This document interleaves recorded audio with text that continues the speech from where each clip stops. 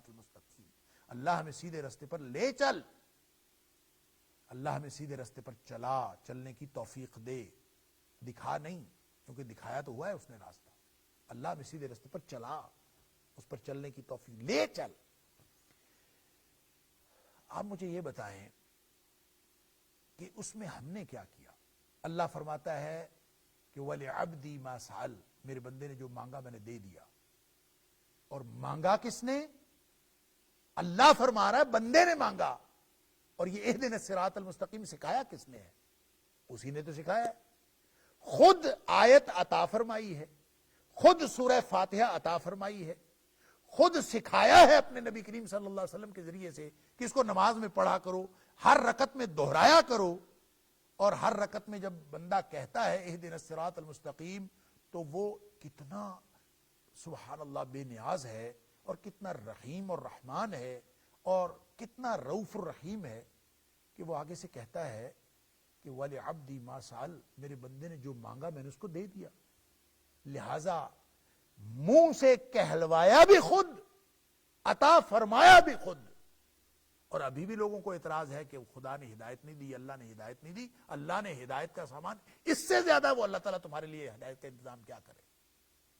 اب اگر کوئی اللہ تعالیٰ کے سکھائے ہوئے اس طریقے کو اپنائے ہی نہ، یہ مدد کا طریقہ ہے ہی نہیں۔ لوگوں کو جب مدد کی ضرورت پڑتی ہے دنیا کے سہارے نگاہ میں آتے ہیں، اللہ تعالیٰ کی ذات نہیں آتی، دنیا کی چیزیں آتی ہیں۔ اللہ فرماتا ہے یا ایھا الذین آمنوا استعینوا بالصبر والصلاۃ، صبر اور نماز کے ساتھ مدد حاصل کرو۔ اور نبی اکرم صلی اللہ علیہ وسلم اسی لیے اٹھ کے نماز پڑھنا شروع کر دیتے تھے۔ اذا حضبہ امر قلّا، آپ کو جب بھی کوئی اہم مہم درپیش ہوتی تھی، اہم مسئلہ درپیش ہوتا تھا، آپ اٹھ کے نماز پڑھنا شروع کر دیتے تھے۔ کیوں؟ اس لیے کہ نماز میں جو کچھ اللہ انسان سے کہلواتا ہے وہ دراصل کہلواتا ہی اس لیے کہ اس نے عطا فرمانا ہوتا ہے۔ سبحان اللہ، طریقہ دے دیا، سیدھا سیدھا ٹول ہے۔ ان الصلاۃ تنہی عن الفحشاء والمنکر، نماز میں لگ جاؤ، یہ تمہیں برائی اور بے حیائیوں سے بھی روک لے گی، تمہیں سیدھے رستے پر بھی لے جائے گی، تمہیں مدد بھی عطا ہوگی، ہدایت بھی ملے گی، سب کچھ ٹول دیا ہوا ہے اس نے۔ اور دوسرا ٹول یہ قرآن ہے، ان ھذا القرآن یہدی للتی ہی اقوم، یہ قرآن ہے جو لے جاتا ہے اس سیدھے رستے پر۔ لہذا دو چیزوں سے جڑ جائیں تو سمجھ لے اللہ سے جڑ گئے، اور من کان اللہ کان اللہ، جو اللہ سے جڑ گیا، جو اللہ کا ہو گیا، اللہ تعالیٰ اس کا ہو گیا، اور جس کا اللہ ہو گیا اس کو اور کیا چاہیے؟ لہذا امت اجتماعی طور پر اپنا طریقہ کار اختیار کرے، یا انفرادی طور پر کوئی شخص اپنا طریقہ کار اختیار کرے، طریقہ یہی ہے۔ یا اپنے بچوں کو اور اپنی اولادوں کو کوئی طریقہ بچنے بچانے کا اور کامیابی کا بتانا ہو تو ہدایت کا طریقہ یہی۔ اس لیے فرمایا وَمَن يَهْدِ اللَّهُ فَهُوَ الْمُهْتَدِ، جس کو اللہ نے ہدایت دی وہ تو ہدایت یافتہ ہے، گویا اللہ کی ہدایت کی طرف آؤ۔ وَمَن يُضْلِلْ فَلَن تَجِدَ لَهُ أَوْلِيَاءَ مِن دُونِهِ، اور جس کو اللہ گمراہ کر دے پھر تم اس کو اس کے علاوہ ان کے لیے کوئی کارساز نہیں پاؤ گے، کوئی اولیاء، کوئی دوست ان کے نہیں ہیں۔ وَنَحْشُرُهُمْ يَوْمَ الْقِيَامَةِ عَلَى وُجُوهِهِمْ، قیامت والے دن ہم ان کو منہوں کے بل اٹھائیں گے۔ اللہ نحشرہم ونحشرہم، اور حشر کریں گے ان کا، ہم اٹھائیں گے ہم ان کو یوم القیامت، قیامت والے دن، علی وجوہہم، ان کے منہوں کے بل، یعنی اوندھے منہ، عمیم و بکمم و صما، اللہ اکبر اللہ اکبر، وہ اندھے بھی ہوں گے، وہ گونگے بھی ہوں گے اور بہرے بھی ہوں گے۔ اللہ، ظاہر ہے جنہوں نے دنیا میں زندگی اس طرح گزاری، سمن بکمن عمی فہم لا یرجعون، کہ وہ نہ سنتے ہیں نہ دیکھتے ہیں نہ اللہ کا قرآن پڑھتے ہیں نہ ادھر آتے ہیں، تو گویا وہ گونگے بہرے اور اندھے ہیں۔ فہم لا یرجعون، واپس نہیں آتے، تو جب واپس نہیں آتے تو پھر قیامت والے دن بھی ان کا حشر یہی ہوگا۔ اللہ، جو یہاں مانوی طور پر اندھے ہیں وہاں پہ وہ حقیقی طور پر اندھے اٹھیں گے، جو یہاں مانوی طور پر بہرے ہیں وہاں پہ حقیقی طور پر بہرے ہوں گے۔ اللہ اکبر۔ اور یہ جو علی وجوہہم ہے، اللہ اکبر، کہ وہ اپنے اوندھے منہ گریں گے۔ قرآن میں دوسری جگہ بھی سورہ قمر کے اندر یوم یسحبون فی النار علی وجوہہم، کہ وہ آگ کی طرف دھکیلے جائیں گے اور آگ میں پھینکے جائیں گے، علی وجوہہم، اپنے چہروں کے بل، یعنی اوندھے منہ ان کو لے کے جایا جائے گا. تو صحابہ نے تعجب کیا, اللہ کے رسول صلی اللہ علیہ وسلم یہ کیسے انسان جو ہے وہ اوندھے منہ کیسے چل سکتا ہے؟ چلتا تو پاؤں پہ ہے, تو اگر پاؤں پہ نہ چلے, منہ اس کا نیچے ہو, ٹانگیں اس کے اوپر ہوں, تو پھر تو نہیں چل سکتا, تو پھر چلے گا کیسے؟ یعنی یہ تعجب کا اظہار کیا صحابہ اکرام. تو نبی اکرم صلی اللہ علیہ وسلم فرمایا جس اللہ نے پیروں پر چلنا سکھایا ہے اس اللہ کے پاس اس بات کی قدرت ہے, وہ قادر ہے اس بات پر کہ وہ قیامت کے دن منہ کے بل بھی چلا دے.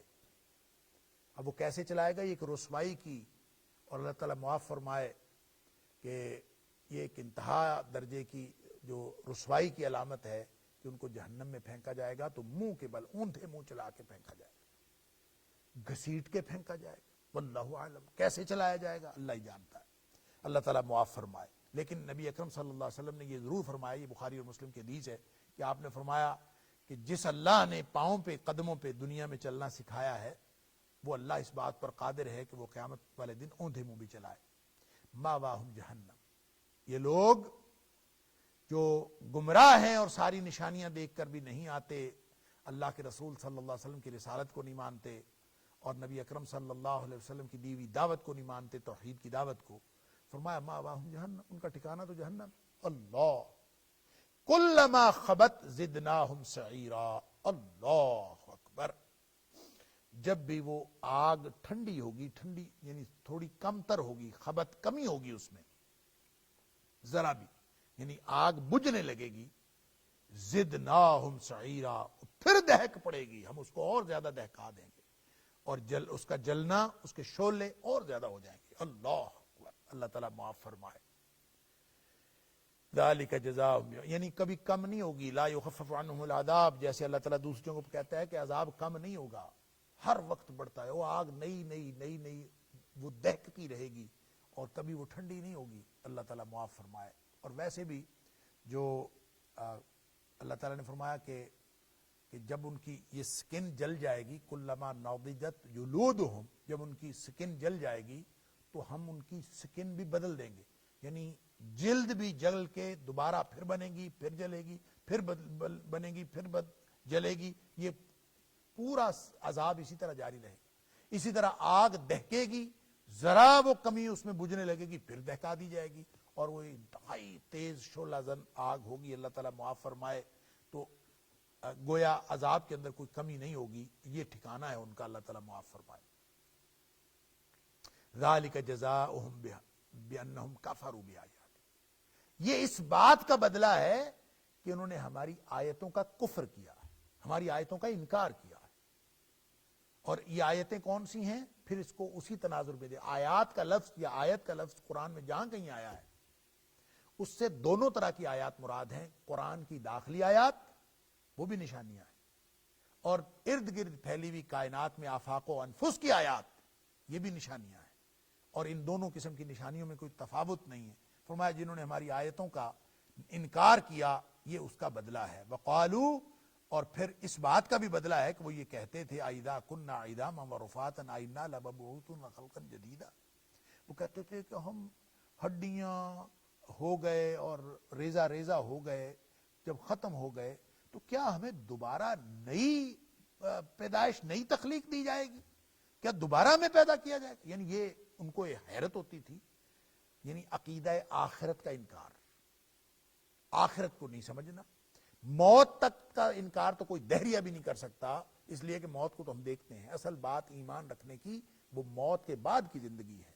لہٰذا جن لوگوں کو بھی کہا جاتا ہے کنا عظاما ورفاتا, مشرکین مکہ کا بھی مسئلہ یہی تھا, اس کے ماقبل کے تاریخ کے ہر دور کے ہر مشرک کا مسئلہ یہ رہا. اور طرح طرح کا الہاد اور طرح طرح کے شرک اور طرح طرح کے اس کے مظاہر ہر دور میں رہے, اور جدید ترین دور کا جو جدید ترین الہاد ہے ان کا بھی یہی مسئلہ ہے.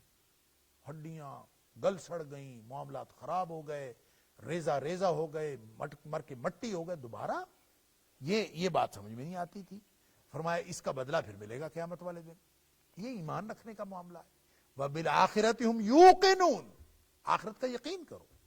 کیوں نہیں بات مان لیتے نبی اکرم صلی اللہ علیہ وسلم؟ جب تفہیم نہیں ہے, جب بات سمجھ میں نہیں آ رہی, تو پھر ایمان لے آئیں. سمجھ میں بات آتی ہے ظاہری چیزوں کی، سائری اسباب کی، مادی چیزوں کی. اس پوٹینشل نالج کو جب انسان اپنے اپنے فارمولاز کے تحت پرکھتا ہے، جانچ کرتا ہے، تو سمجھ آ جاتی ہے. تو نہ آئے سمجھ، جانچ نہ ہو رہی ہو تو یہ معاملہ ایمان کا ہے. جانچ ہو رہی ہو تو بھی ایمان ہے، اور اصل چیز ایمان ہے جس سے انسان بچتا ہے. تو فرمایا کہ یہ ایمان نہیں رکھتے بلکہ سوالات اٹھاتے ہیں. اَإِذَا كُنَّا عِظَامًا رُفَاتًا، کیا کہ ہڈیاں ہو جائیں گے، ریزہ ریزہ ہو جائیں گے. أَإِنَّا لَمَبْعُوثُونَ، کیا ہم دوبارہ اٹھائے جائیں گے زندہ کر کے، خلقاً جدیدہ، ایک نئی زندگی دے کر، نئی تخلیق ہمیں دی جائے گی. اللہ یہ سوال اٹھاتے ہیں. قرآن کہتا ہے اولم یروا ان اللہ الذی خلق السماوات والارض، کیا جس اللہ نے، کیا یہ دیکھتے نہیں؟ اولم یروا، کیا انہوں نے دیکھا نہیں، یہ دیکھتے نہیں؟ ان اللہ الذی، اللہ تو وہ ذات ہے، خلق السماوات والارض، اس نے زمین و آسمان کو پیدا کیا ہے. قادرن، وہ اس بات پر قادر ہے، علی ان یخلق مثلہم، کہ وہ اسی جیسے دوسرے دوبارہ پھر بنا دے. کیا وہ اس بات پر قادر نہیں ہے؟ یقیناً قادر ہے. تو کیوں لوگ اس بات کو دیکھتے نہیں کہ وہ اللہ جس نے زمین و آسمان کو تخلیق کیا ہے وہ انہی جیسی مخلوق دوبارہ بنائے، یا جس نے زمین و آسمان کو تخلیق کیا ہے وہ ان کے وجود کو دوبارہ بنا لے؟ یہ بھی کوئی بات ہے، یہ بھی کچھ، یعنی ان کو پیدا کرنا بھی کوئی مسئلہ ہے. زمین و آسمان کو پیدا کرنا زیادہ بڑی بات ہے. لخلق السماوات والارض اکبر من خلق الناس، اللہ فرماتا ہے سورۃ المومن کے اندر کہ زمین و آسمان کو پیدا کرنا انسانوں کو پیدا کرنے سے کہیں بڑی مخلوق، کہیں بڑی تخلیق. تو وہ اتنی بڑی تخلیق کو کا خالق وہ دوبارہ پیدا کرے گا؟ یہ سوال اٹھاتے ہو. وہی نقطہ آفرینی ہے جو میں نے پہلے بھی بات کی کہ مشرکین مکہ کا طرز عمل یہ تھا، اور یہ کفر کا طریقہ ہے، نفاق کا طریقہ ہے، شرک کا طریقہ ہے کہ نقطہ آفرینی کرنا، سوال اٹھانا، سوال پہ سوال اٹھاتے جانا. ماننا نہیں ہے، ایمان والوں کی بات ہے مان لینا، ایمان والوں کی روش ہے مان لینا. اللہ تعالیٰ ہم سب کو ایمان نصیب فرمائے. اور یہ والی بات کہ زمین و آسمان کی بڑی یہ خلقت بڑی ہے، یہ تخلیق بڑی ہے، تو اللہ تعالیٰ نے جب اس کو پیدا کر لیا تو کیا وہ انسان، یہ ننھا منھا انسان، اس کو اللہ تعالیٰ دوبارہ پیدا نہیں کرے گا؟ اتنی بڑی کائنات، پھیلی ہوئی کائنات جس کا انسان حد و حساب نہیں رکھتا، یہ کتنی بڑی کائنات ہے، وہ پیدا کرنے والا اس چھوٹے سے انسان کو دوبارہ نہیں پیدا کر سکتا؟ قادر علی ان یخلق مثلہ، وہ ان جیسے ننھے منھے انسان جس کی کوئی حیثیت نہیں اس پوری دنیا کے مقابلے میں، تو وہ اس کو نہیں پیدا کر سکتا؟ کیا سمجھتے ہو؟ جعل لهم اجلا لا ریب فیہا، اور پھر اللہ نے ان کے لیے مدت مقرر کیا، ایک وقت مقرر کیا، قیامت آنی ہے. ایک تو زندگی کی مدت ہے، ہر شخص کو ایک خاص وقت ملا ہے، اس دنیا میں مہلت ملی ہے، اور اس نے ختم ہو جانا ہے، پھر اس کے بعد دوبارہ اس کو اٹھایا جائے گا. اور دوسرا ایک یہ کہ قیامت ہے، اجل سے مراد قیامت بھی ہے کہ قیامت آئے گی اور اس میں کوئی شک نہیں، اور اس دن اٹھایا جائے گا. فَأَبَى الظَّالِمُونَ إِلَّا كَفُورًا، جو ظالم ہے نا، جو بات کو سمجھتے نہیں اور حقدار کو حق نہیں دیتے، اللہ کو اللہ کا حق نہیں دیتے، نبی کریم صلی اللہ علیہ وسلم کو نبی کریم صلی اللہ علیہ وسلم کا حق نہیں دیتے. اور فَأَبَى الظَّالِمُونَ إِنَّ الشِّرْكَ لَظُلْمٌ عَظِيمٌ، جو سورہ لقمان میں اللہ تعالیٰ نے فرمایا شرک ہی سب سے بڑا ظلم ہے. گویا فَأَبَى الظَّالِمُونَ، جو مشرک ہیں، ظالموں سے مراد مشرک ہیں، إِلَّا كَفُورًا، یہ تو انکار ہی کرتے ہیں. جو چیز جس کا انکار نہیں کرتے وہ کفر ہے، یعنی کفر کرتے ہیں بس، اور کچھ نہیں کرتے، باقی ہر چیز کا انکار کرتے. فَأَبَى الظَّالِمُونَ، بس انکار ہی کیا انہوں نے، ظالموں نے، إِلَّا كَفُورًا، سوائے اس کے کہ انہوں نے کفر کیا. اور یہ زمین و آسمان کا خالق اللہ اکبر، انسان اپنی مخلوق کے اعتبار، اپنی دوبارہ تخلیق کے اعتبار سے شکوک و شبہات کا شکار ہے، اور یہ نہیں دیکھتا کہ اتنی بڑی کائنات کو پیدا کرنے والا، اور جس کا کوئی حد اور حساب نہیں ہے، اور انسان اپنے وجود کا، اور یہ کتنے بڑے بڑے پہاڑ، انسان یوں اوپر دیکھتا ہے تو دیکھتا رہ جاتا ہے، دنگ رہ جاتا ہے. پھر یہ پہاڑ، یہ سب اتنے گہرے سمندر، اتنے تیز اور تلاطم خیز موجیں مارتے ہوئے پہاڑی دریا، یہ سب کچھ انسان جن کے مقابلے میں اپنے آپ کو بے بس دیکھتا ہے، یہ ساری اللہ کی مخلوق ہے. پھر یہ ساری چیزیں ملا کے اتنی سی زمین بنتی ہے، یہ بھی اللہ کی مخلوق ہے. اور یہ زمین نظام شمسی کا حصہ ہے، وہ پورا نظام شمسی بھی اللہ کی مخلوق ہے. پھر وہ نظام شمسی وہ گلیکسی کا حصہ ہے جس میں کئی نظام ہائے شمسی ہیں، وہ بھی اللہ کی مخلوق ہے. پھر وہ گلیکسی، وہ کہکشاں، کئی کہکشائیں ملتی ہیں، ہزاروں لاکھوں کروڑوں ملتی ہیں تو ایک کلسٹر بنتا ہے، وہ کلسٹر بھی اللہ کی مخلوق ہے۔ آگے سے آگے بڑھتے جائیے، اتنی بڑی کائنات جو ہر لمحہ وسعت پذیر ہے۔ وَإِنَّا لَمُوسِعُونَ، قرآن کہتا ہے کہ ہم اس کو، سورہ ذاریات میں، کہ ہم اس کو اور وسعت دیتے چلے جاتے ہیں، گویا اس تک بندہ پہنچ نہیں سکتا۔ یہ اتنی بڑی کائنات جس نے تخلیق کی، اس کے مقابلے میں انسان اس کا وجود ہے کتنا، اس کے بارے میں بھی شکوک و شبہات کا شکار ہے۔ اللہ اَوَلَيْسَ الَّذِي خَلَقَ السَّمَاوَاتِ وَالْأَرْضَ بِقَادِرٍ عَلَىٰ أَن يَخْلُقَ مِثْلَهُمْ، کیا وہ ذات جس نے زمین و آسمان کو پیدا کیا، اتنی بڑی کائنات کو پیدا کیا، وہ اس بات پر قادر نہیں ہے کوئی ان کو دوبارہ انہی جیسا بنا دے؟ وہ یہ نہیں کر سکتا؟ بلا، کیوں نہیں کر سکتا؟ وَهُوَ الْخَلَّاقُ الْعَلِيمُ۔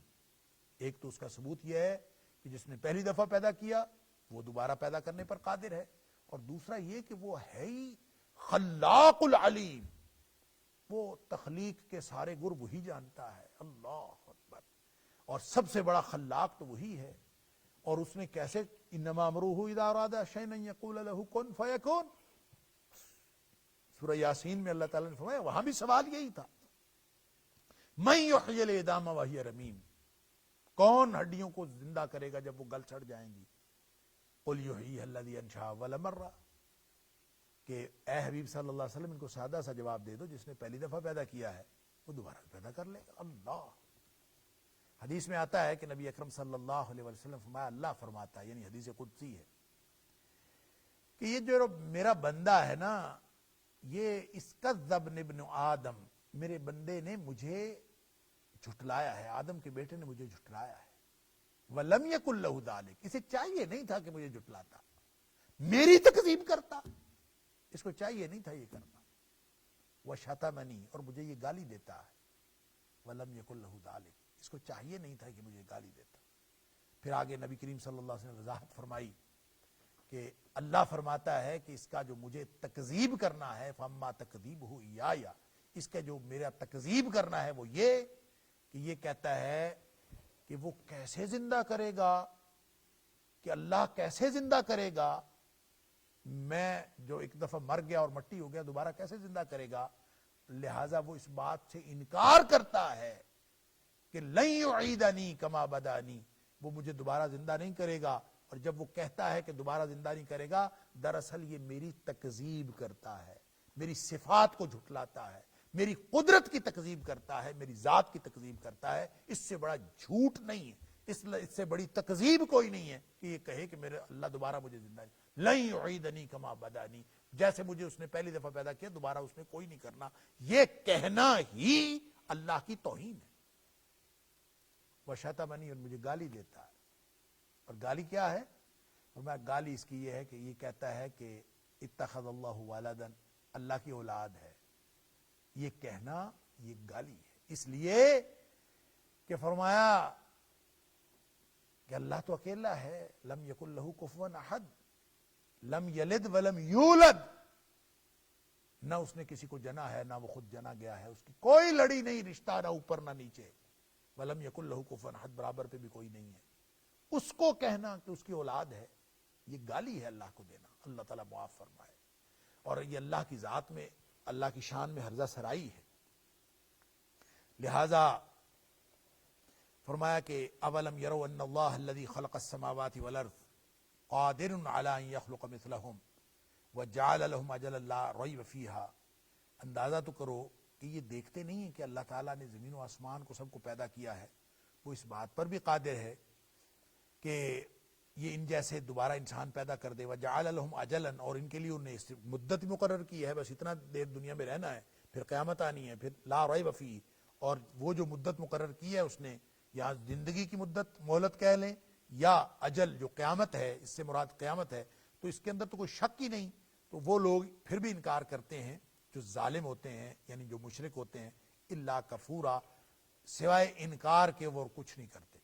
قل لو انتم تملکون خزائن رحمت ربی، آپ یہ بھی فرما دیجئے اے حبیب صلی اللہ علیہ وسلم، آپ کی رسالت کے سامنے یہ جو مزاحمتی تحریک شروع کرنے والے اور اس کو جاری رکھنے والے مشرکین اور دنیا کے سارے کافر اور رہتی دنیا تک کے کافر، ان کو بتا دو کہ تم اپنی اوقات دیکھو. قل لو انتم تملکون خزائن رحمت ربی. یہ تو اللہ غفور الرحیم ہے, وہ ہر چیز عطا فرماتا چلا جاتا ہے. اگر یہ زمین و آسمان کے خزانوں کا مالک تمہیں بنا دیا جاتا, قل لو انتم تملکون خزائن رحمت ربی, اگر میری رب کی رحمت کے خزانے تمہارے پاس ہوتے, تم ان کے مالک بنائے جاتے, اذا لامسکتم خشیۃ الانفاق, تم نے اس کو بھی روک رکھنا تھا کہ کہیں خرچ نہ ہو جائے. اس قدر بخیل ہے. وکان الانسان قتورا, انسان ہے ہی بخیل اور تھوڑ دلا, کنجوس ہے. اگر اس کو اللہ کی رحمت اس کے دل کو کھلا نہ کرے تو یہ تو کنجوس ہے اپنی فطرت کے اعتبار سے. اور کافر سے بڑا کنجوس کوئی نہیں ہوتا, مشرک سے بڑا کنجوس کوئی نہیں ہوتا, منافق سے بڑا کنجوس کوئی نہیں ہوتا. اور جس کو اللہ ایمان عطا فرماتا ہے اس کا اللہ تعالیٰ دل بھی کھول دیتا ہے, اللہ تعالیٰ اس کا ہاتھ بھی کھول دیتا ہے. سبحان اللہ. لیکن کیوں؟ ان کو رب کی رحمت پہ یقین ہوتا ہے. جن کو رب کی رحمت پہ یقین ہوتا ہے وہ روکتے نہیں ہیں, وہ دیتے ہیں, کیونکہ ان کو معلوم ہے کہ جب ہم دیں گے تو اللہ اور عطا فرمائے گا, دینے والی تو وہ ذات. لہذا جو چیز ان کو چاہیے ہوتی ہے اہل ایمان کو, وہ تقسیم کرنا شروع کر دے. جس کو عزت چاہیے وہ عزت دے لوگوں کو, اللہ تعالیٰ اس کو عزت دے گا. جس کو چاہیے کہ وہ اس کی مصیبتیں دور ہوں, لوگوں کی مصیبتیں دور کرے, لوگوں کی مصیبتیں, دکھ, پریشانیاں وہ دور کرنے کی کوشش کرے. جس کو خود اپنے لیے آسانیاں چاہیے وہ لوگوں کو آسانیاں تقسیم کرنا شروع کر دے. اللہ, اور جس کو خود مال چاہیے وہ مال تقسیم کرنا شروع کر دے. یہی اللہ تعالیٰ نے اہل ایمان کو سکھایا اور اہل ایمان یہی کرتے. لیکن جو تنگ دلی ہے یہ کفر اور نفاق اور شرک کی علامت ہے.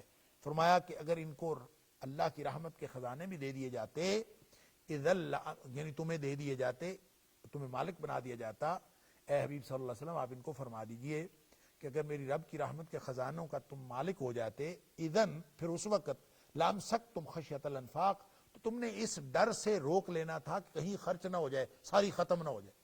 یہ آپ دیکھیں دنیا میں آپ کو اس طرح کے مظاہر بہت نظر آئیں گے. لوگ پیسہ خرچ نہیں کرتے کہیں ختم نہ ہو جائے, لوگ اپنی صلاحیتیں نہیں لگاتے, ایسی خواہ مخواہ ہم مصیبت میں پڑے رہیں. لوگ کسی کے دکھ میں شریک ہونے کے لیے اپنا وقت, اپنی ذات, اپنی صلاحیتیں, اپنا عیش, اپنا آرام, کوئی چیز اس پر کمپرومائز نہیں کرتے. یہ کفر کی علامت ہے. فرمایا ان کو جو بھی دیا جائے یہ روک رکھیں گے. کیوں؟ اس لیے کہ انسان بنیادی طور پر تو قطور, تھوڑ دلا, کنجوس, بخیل پیدا کیا گیا ہے. قطر سے ہے, ولا یقتروا, کنجوسی نہیں کرتے, جو سورہ فرقان کے اندر عباد الرحمن کی خصوصیت بیان کی گئی. تو دیکھیں سورہ نساء میں اللہ تعالیٰ نے فرمایا کہ اگر ان کو بادشاہت میں سے کوئی حصہ دے دیا جائے, امن لہم نصیب من الملک, اگر ان کو بادشاہت میں حصہ دے دیا جائے, اللہ اکبر, اذا لا یاتون الناس نقیرا, کہ لوگوں کو ایک جو ہے نا تل کے دانے کے برابر بھی نہیں دیں گے کسی کو. یعنی یہ رحمت تو اللہ کی ہے جو اللہ ہر کسی کو دیتا چلا جاتا ہے, اور اللہ کے خزانے اتنے ہیں کہ اس میں کوئی کمی بھی واقع نہیں ہوتی. اور یہ اللہ کی رحمت ہے کہ وہ ہر ایک کو, حتیٰ کہ اپنے دشمنوں اور کافروں کو بھی عطا کرتا جاتا. اور اگر یہ بادشاہت ان کے پاس ہوتی, بلکہ حصہ ہی کچھ ان کے پاس ہوتا, ان کو مل جاتا, ام لہم نصیب من الملک فاذا لا یؤتون الناس الا لا یؤتون الناس نقیرا, کہ لوگوں کو نقیر کے برابر. نقیر پتہ کس کو کہتے ہیں؟ میں نے تل کا دانہ کہا, تل کا دانہ اس کا معنی نہیں ہے اصل میں. نقیر کہتے ہیں اس چھوٹے سے نقطے کو جو کھجور کی گٹھلی کے بیک سائڈ پہ چھوٹا سا نقطہ لگا ہوتا ہے, جیسے چڑیا نے چونچ ماری ہوئی ہو. آپ کھجور کی گٹھلی نکال کے دیکھیں, یہ چھوٹی چھوٹی مثالیں قرآن نے دی ہیں سبحان اللہ, کیونکہ کھجور سے, کھجور کی گٹھلی اور اس کے متعلقات سے عرب خوب واقف تھے. لہذا کہیں فتیلہ کی بات کی ہے. فتیل اس دھاگے کو کہتے ہیں کہ جو بالکل جو کھجور کے ایک طرف کٹ ہوتا ہے اور کٹ کے اندر جو دھاگا ہوتا ہے اس کو فتیل کہتے ہیں. اور اس کی بھی بات کی. اور نقیر وہ جو نقطہ لگا ہوتا ہے, فرمایا یہ اس کے برابر بھی کسی کو دینے پر کہ روادار نہ ہوتے اگر ان کو بادشاہت میں حصے دار بنایا جاتا. اور یہاں وہی بات اس انداز میں فرمائی, قل, اے حبیب صلی اللہ علیہ وسلم فرما دیجئے, لو انتم تملکون خزائن رحمت ربی, اگر تم مالک ہوتے ملکیت رکھتے رحمت رب کے خزانوں کی، اذا لامسکتم خشیت الانفاق، پھر بھی تم نے خرچ ہو جانے کے ڈر سے اس کو روک رکھنا تھا. وکان الانسان قتورا، اور انسان تو ہے ہی تھوڑ دلا.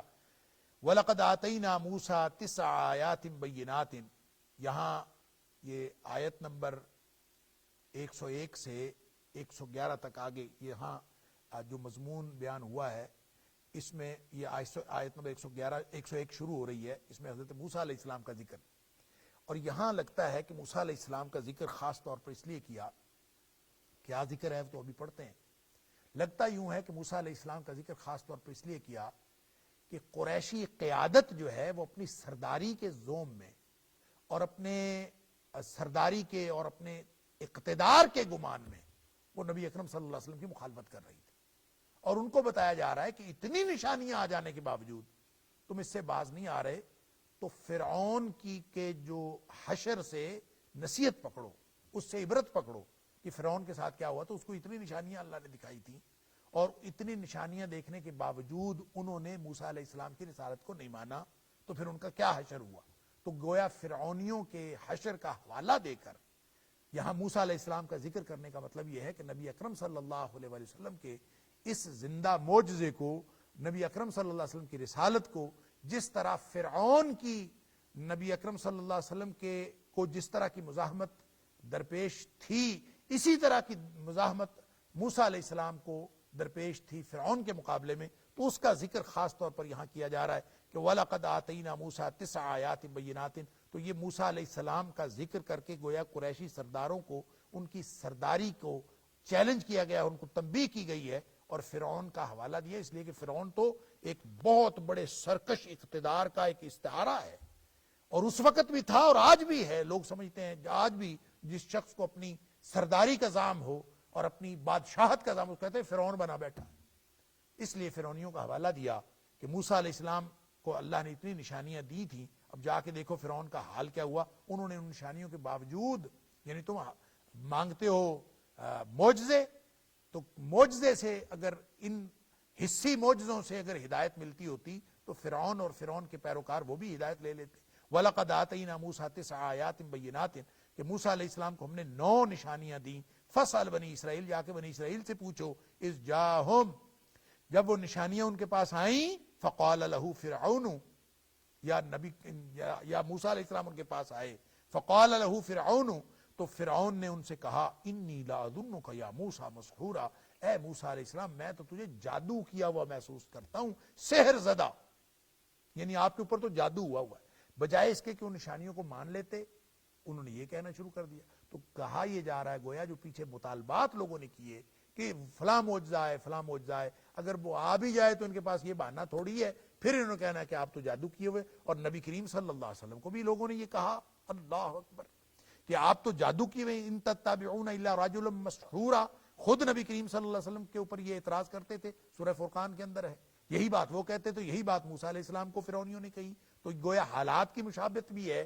جو موسیٰ علیہ السلام کا قصہ بار بار ذکر ہوتا ہے، تو ان آخری آیات میں 101 سے لے کے 111 تک ایک تو فرعونیوں کا حوالہ دے کر قریشی سرداروں کو تنبیہ ہے، اور آخر پہ اہل ایمان کو ہدایات کہ آپ لوگوں نے کس طرح سے زندگی گزارنی ہے اور کس طرح سے اس مزاحمت کا مقابلہ کرنا ہے. اللہ تعالیٰ مجھے اور آپ کو، ہم سب کو قرآن سمجھنے اور اس پر عمل کرنے کی توفیق عطا فرمائے. وآخر دعوانا ان الحمد للہ رب العالمین.